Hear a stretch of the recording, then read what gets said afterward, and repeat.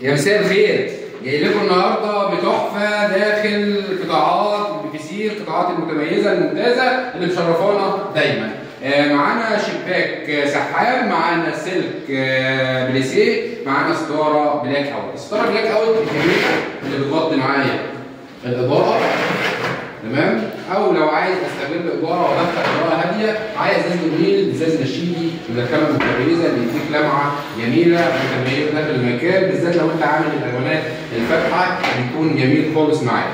مع الاضافه للسلك البليسيه، معايا سلك بليسيه تمام غير السلك العادي. ميزه السلك البليسيه اللي اتكلمنا فيها قبل كده ان انت بتغطيه من عوامل التعريه كامله، ان كانت شتاء، ان كان شمس، ان كانت رطوبه، كل ده بيتعامل داخل الجراب اللي هو ده.